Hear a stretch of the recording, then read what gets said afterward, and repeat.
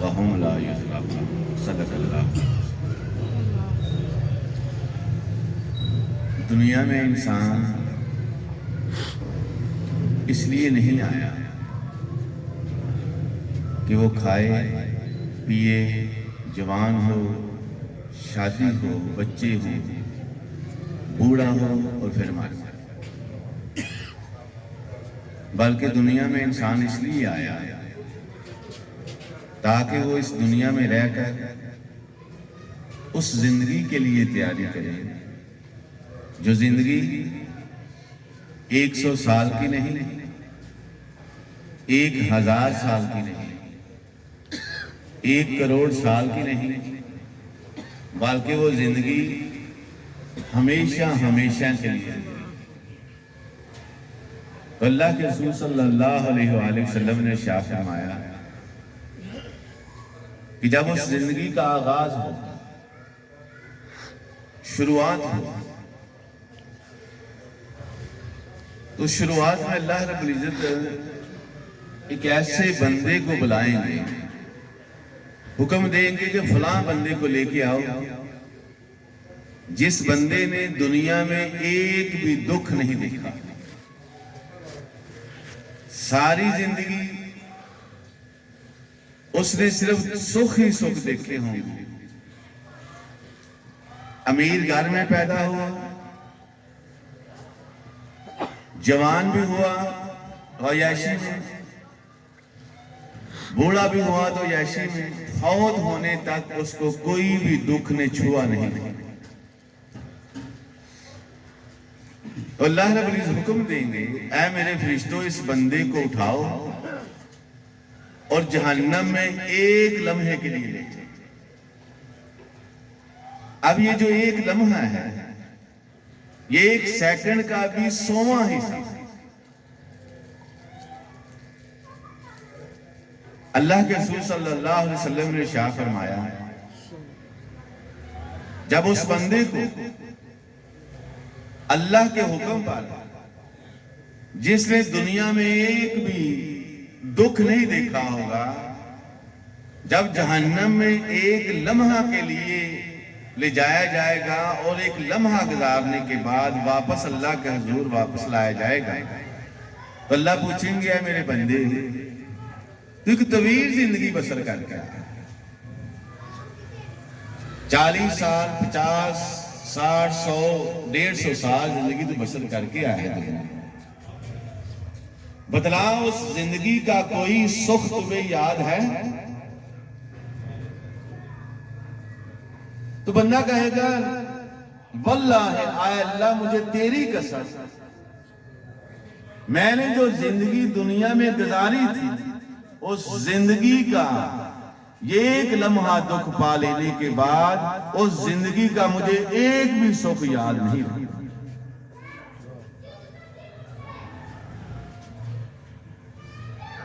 اندازہ کریں کہ ساری زندگی سکھوں میں کوئی دکھ نہیں پہنچا، لیکن ایک لمحے کا دکھ جو جہنم میں انسان پائے گا وہ ساری زندگی کے سکھوں کو بلا۔ اب اس کے برعکس اللہ حکم دیں گے کہ ایک ایسے شخص جس نے دنیا میں ایک بھی سکھ نہیں دیکھا، دکھ ہی تھی، پیدا ہوا غریب گھرانے میں، جوان بھی ہوا تو غریب گھرانے میں، معاشرے میں کوئی عزت نہیں، پریشانیاں دکھ ہی دکھ، اور اس کی موت بھی دکھوں پر ہی۔ اللہ رب العزت فرمائیں گے اے میرے فرشتوں جاؤ اس بندے کو جنت میں ایک لمحے کے لیے، ایک لمحہ، اب جنت میں ایک لمحے کے لیے جنت میں لے جایا جائے گا، ایک لمحہ جنت میں گزارنے کے بعد پھر رب کے حضور واپس کیا جائے گا، لایا جائے گا اور پوچھا جائے گا، اللہ رب نے پوچھیں گے میرے بندے تو دنیا میں ایک طویل زندگی بسر کر کے آیا ہے، اس ایک لمحہ جو تو نے جنت میں گزارا ہے، اب مجھے بتا دنیا کا کوئی دکھ تجھے یاد ہے؟ وہ کہے گا اللہ مجھے تیری قسم اس ایک لمحے کے سکھ نے مجھے ساری زندگی کے دکھ بھلا دیا۔ تو پتا چلا کہ یہ جو اللہ رب العزت نے زندگی دی ہے یہ ایک امتحان ہے۔ اب اس امتحان سے کامیابی حاصل کرنے کے لیے کرنا کیا؟ یہ ہے سچ۔ آج ہمارا معاشرہ آپ جانتے ہیں کہ معاشرتی لحاظ سے اس قدر بگڑ چکا ہے کہ جھوٹ، فراڈ، بے ایمانی عروج پر۔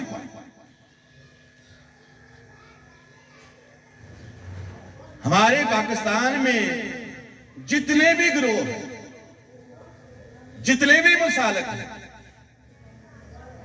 وہ اپنے اپنے گروہ میں بیٹھ کے کہتے ہیں کہ ہم سے بڑھ کر کوئی تقوی والا نہیں اور ہم سے بڑھ کر کوئی دین کا کام کرنے والا نہیں۔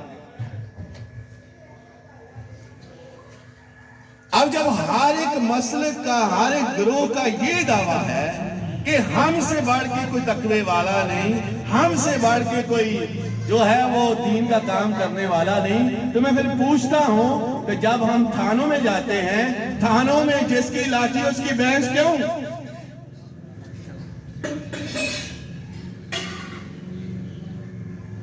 آپ عدالتوں میں چلے جائیں، مسلم ملک، مسلم حکمران،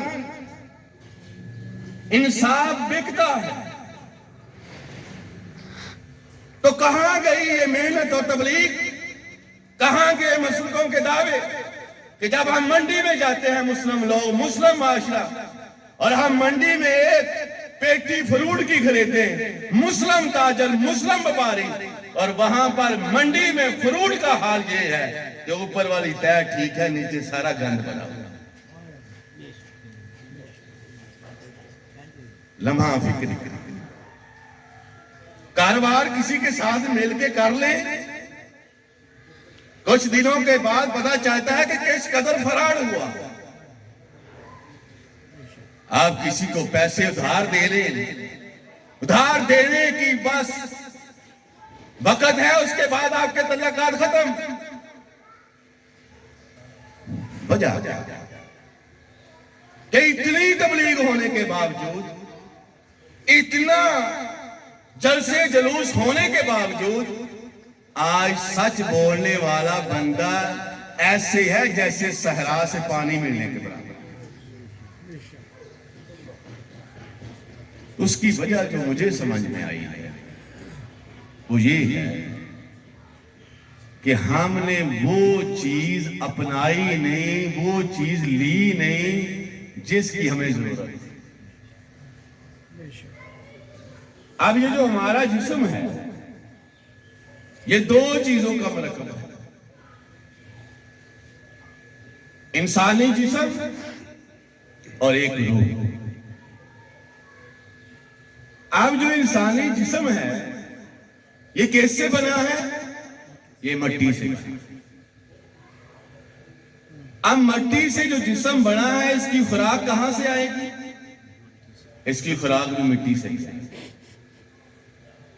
اب انسانی جسم کو کیا ضرورت ہے؟ سبزیوں کی، پھلوں کی، اناج کی۔ یہ کہاں سے آتے ہیں؟ زمین سے آتے ہیں۔ اب جو شخص اچھی خوراک کھاتا ہے اس کا جسم توانا اور تندرست رہتا ہے، قوت مدافعت اس میں زیادہ ہوتی ہے، عام بیماری اس تک نہیں پہنچتی۔ اب روح کہاں سے آئی؟ وہ آسمان سے آئی۔ اب روح کو تندرست اور توانا رکھنے کے لیے اس کی خوراک لینا بھی ضروری ہے، اور وہ خوراک کہاں سے آئے گی؟ وہ بھی اوپر سے آئے گی۔ اب جسم کو تندرست رکھنے کے لیے زمین سے خوراک لینا تو ہمیں یاد رہا، لیکن اس روح کو توانا اور تندرست رکھنے کے لیے اس کی جو خوراک آسمان سے آنی تھی، جس سے روح نے تندرست ہونا تھا، جس کو اس کو پتہ لگنا تھا میری ڈائریکشن کیا ہے، وہ خوراک ہم لے لیں۔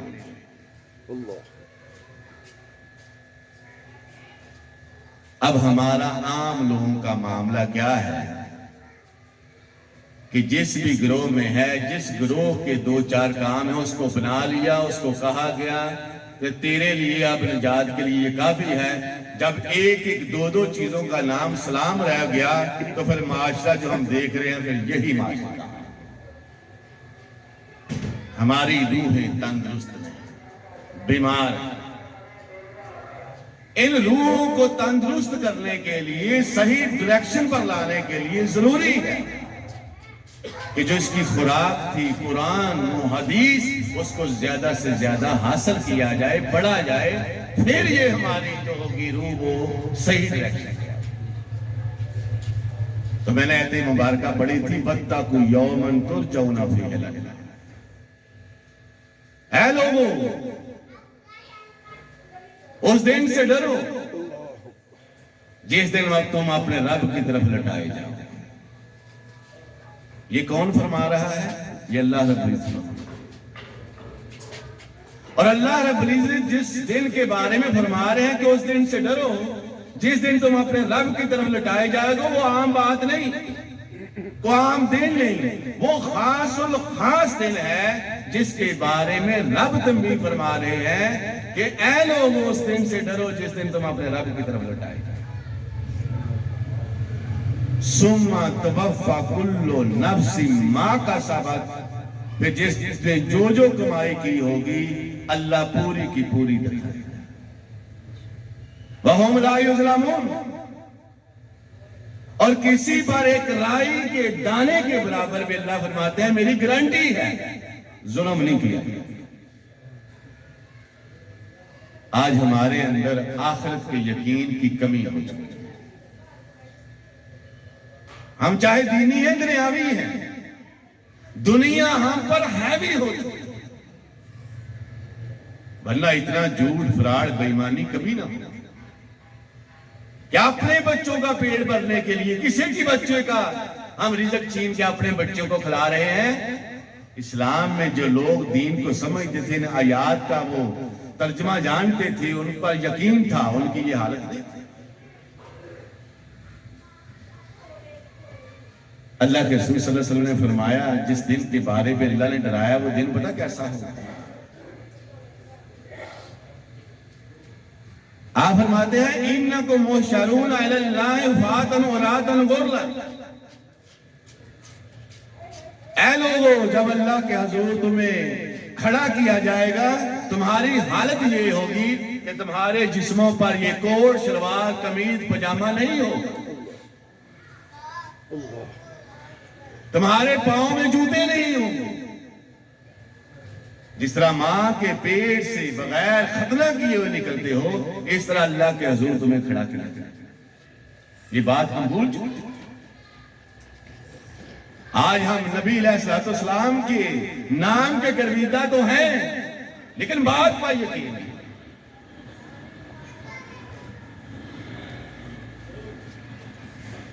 کسی نے آپ کی بیوی امت کی ماں پوچھتی ہے اللہ کے رسول صلی اللہ علیہ وسلم جب انسانوں کے جسم پر کپڑا نہیں ہوگا، عورتوں کے جسم پر پردہ نہیں ہوگا، اللہ کے حضور کھڑے کیے جائیں گے، کیا اللہ عورتوں کو ایک میدان میں کھڑا کرے گا، مردوں کو ایک میدان میں کھڑا کرے گا؟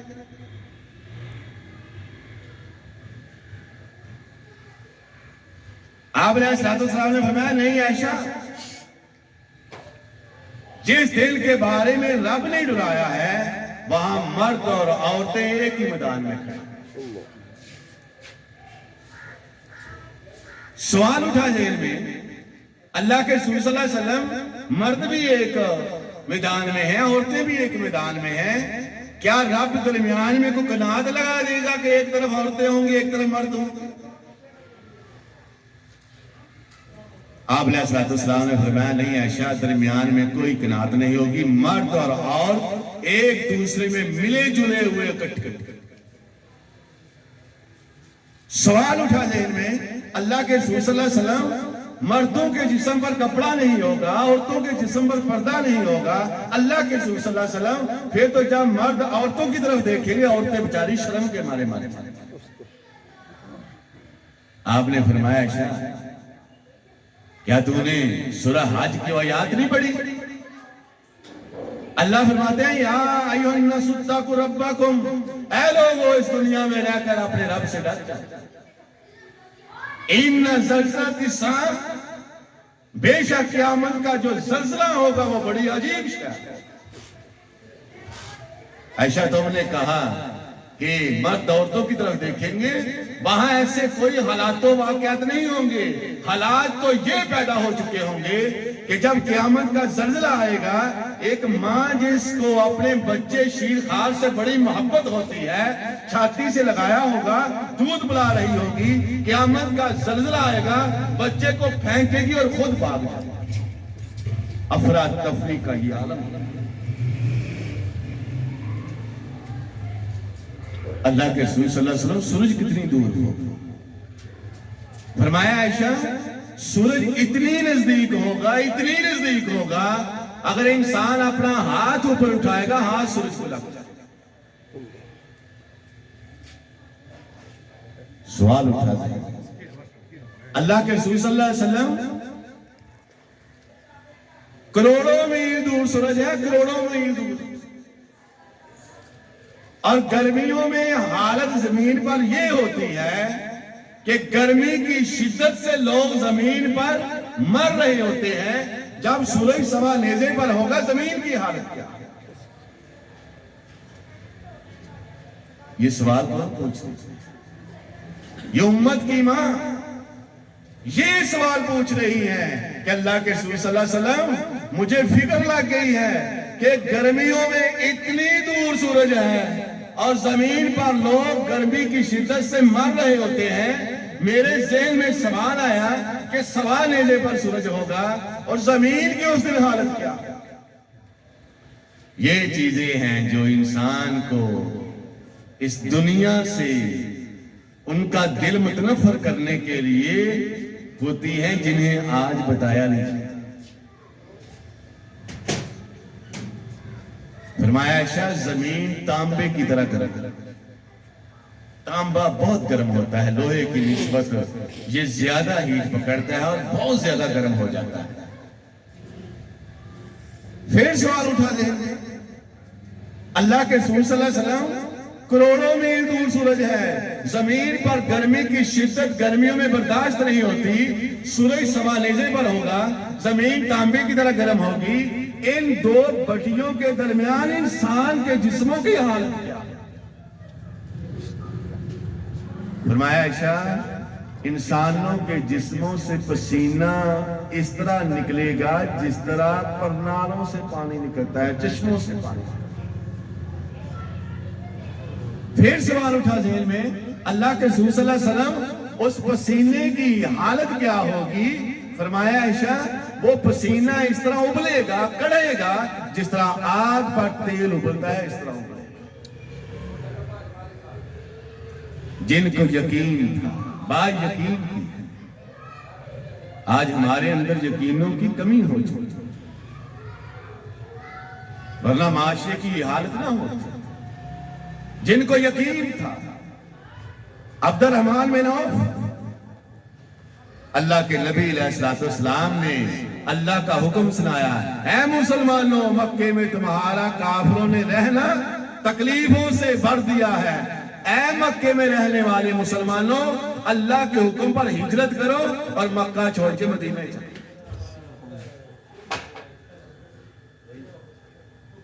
اب دیکھیں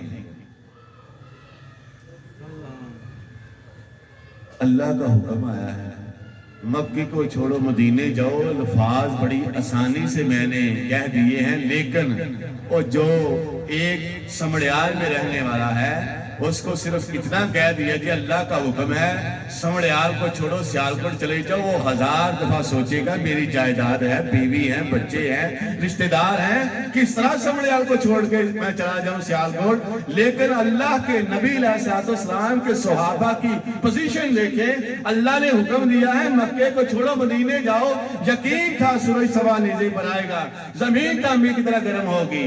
عبد الرحمن بن عوف کہتے ہیں میں گھر سے نکلا کس حالت میں کہ میں اونٹ پر سوار ہوں، بیوی پیچھے ہے، بچہ گود میں ہے، جلدی جلدی میں جو کسی جائیداد کا جو کسی نے مول دیا وہ لیا اور ایک گٹھلی میں باندھ دیا۔ کہتے ہیں میں جب گھر سے نکلا سب سے پہلے میرے سسرال والوں کو پتا چلا، بھاگے ہوئے آئے، عبد الرحمن کہاں چلے؟ عبد الرحمن کہتے ہیں اللہ کے حکم سے مکہ چھوڑ کے مدینہ جا رہا۔ کہا عبد الرحمن نہ جاؤ، یہاں تمہارے سسرال والے ہیں، تمہارے باؤ اجداد ہیں، تمہاری جائیدادیں ہیں، نہ جاؤ۔ کہتے ہیں نہیں، اللہ کا اور اس کے رسول کا حکم آ گیا ہے، اب میں مدینہ کے ڈنٹ ایسا ہے۔ با یقین سسر نے اصرار کیا، عبد الرحمن بن عوف رضی اللہ تعالیٰ عنہ نے انکار کیا۔ جب اصرار جو تھا انکار اصرار پر غالب آ گیا تو سسر نے پھر دھمکی لگائی، کہنے لگے عبد الرحمن اگر تو نے مدینہ جانے کا ارادہ جو ہے وہ جانے کا ارادہ کینسل نہ کیا، ہم اپنی بیٹی جو تمہاری بیوی ہے یہ چھین لیں گے۔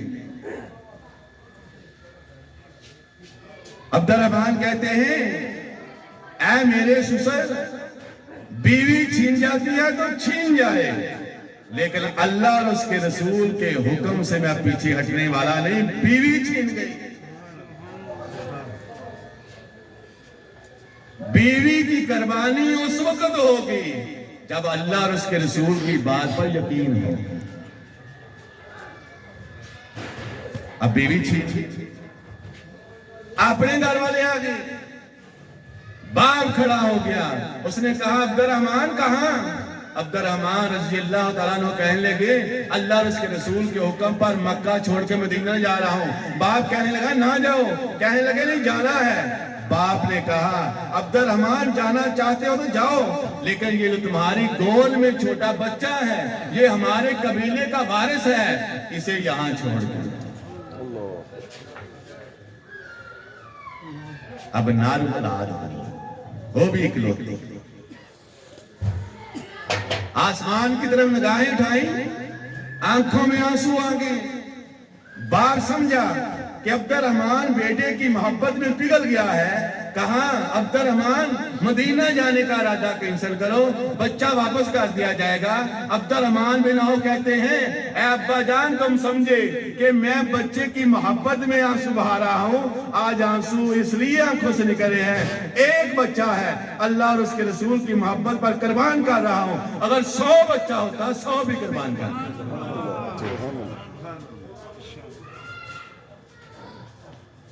ہر محلے میں مسجد، 10,000 کی آبادی ہو، نبی سے محبت کے دعوے دار، نبی کی محبت کی آڑ میں 10,000 کی آبادی میں سے 10 بندے مسجد میں نہیں جاتے۔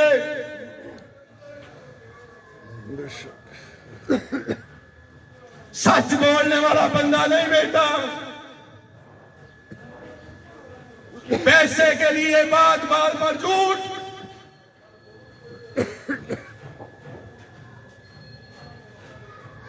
ایک دیندار آدمی داڑھی بھی رکھے ہوئے ہیں، لوگ کو دھوکہ بھی دے رہا ہے۔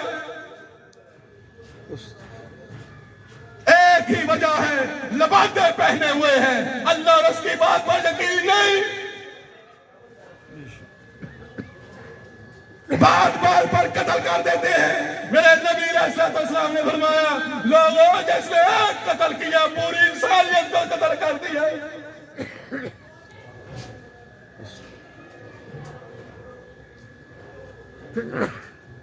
ہماری منافقت اس قدر بڑھ چکی ہے، جھوٹ پر جھوٹ۔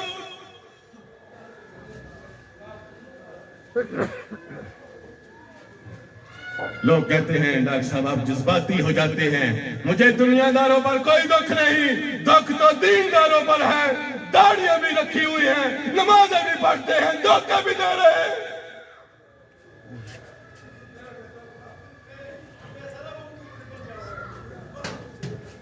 بھائی آئے، میں بتانا چاہتا ہوں یہ بیویوں کی قربانی، جائیدادوں کی قربانی، بیٹوں کی قربانی تو بڑی دور کی بات۔ ہم نماز کے لیے 5 وقت 10 منٹ کی قربانی نہیں دیتے۔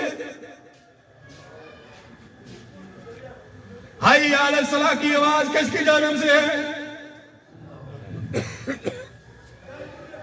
کون ہے جو سوال پر کہے لبیک، اے اللہ میں حاضر ہوں، آواز کانوں میں پڑ کے ہم جاتا ہوں، اور ہم اذان کی آوازیں بھی سنتے ہیں اپنے گھروں میں بیٹھ کے۔ تو پتہ چلا کہ یہ قربانیاں شربانیاں دینا یہ ہمیں نہیں کسی نے بتایا نہ سکھایا، نہ ہم دے سکتے، ہم دعوے کر سکتے۔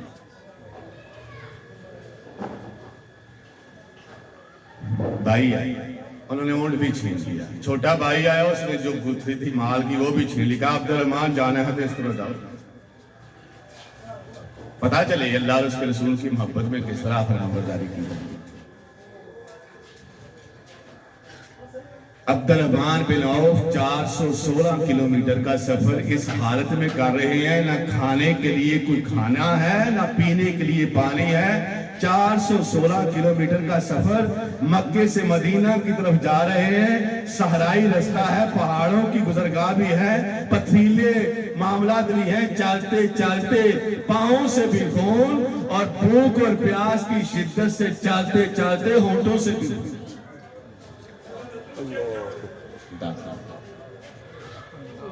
416 کلومیٹر کی مسافت، کئی دنوں کے بعد جب مدینہ پہنچے ظہر کی نماز کا وقت، نبی علیہ السلام بیٹھے ہوئے ہیں، نماز پڑھ رہے ہیں، اسلام پھیرا، پیچھے دیکھا تو عبدالرحمن بن عوف کھڑے ہیں۔ آپ نے پوچھا عبدالرحمن کیسے؟ عبدالرحمن بن عوف کہتے ہیں اللہ کے رسول صلی اللہ علیہ وسلم، اللہ اور اس کے رسول کی محبت میں بیوی چھن گئی، بیٹا چھن گیا، مال چھن گیا، جائیدادیں چھن گئی۔ اللہ کے رسول صلی اللہ علیہ وسلم نے فرمایا دین بچا کے آئے ہو؟ کہا اللہ کے رسول صلی اللہ علیہ وسلم دین بچا کے آیا ہوں۔ فرمایا پھر کچھ نہیں گوایا، سب کچھ پا کے آ گیا۔ اب ایک اٹھا، دیکھیں تربیت اور یقین میں بتانا چاہتا ہوں۔ ایک اٹھا، اس نے کہا اللہ اور اس کے رسول کی محبت میں بیوی چھین گئی، بہت بڑی قربانی۔ اللہ کے رسول صلی اللہ علیہ وسلم میری 2 بیویاں ہیں،